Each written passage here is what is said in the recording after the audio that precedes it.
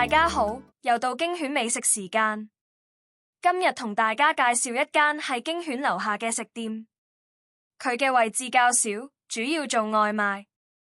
連衛詩雅都訪問過呢度，佢就係呢一間越南餐廳。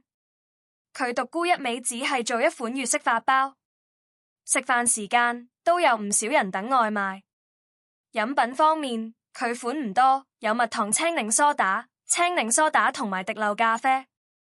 而家有啲秋涼，有啲乾燥嘅感覺，所以驚犬叫咗蜜糖青檸蘇打。本來我哋叫少冰，老闆話可以唔要冰，實在太好。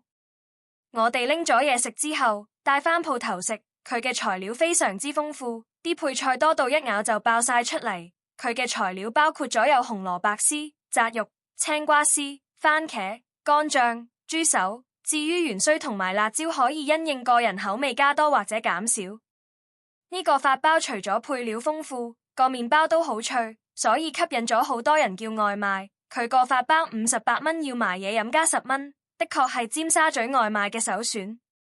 佢星期一休息，如果大家想試就要留意啦。驚犬誠意為大家介紹唔同地方嘅美食，希望大家支持，請大家訂閱、讚好同分享我哋嘅頻道，下次見。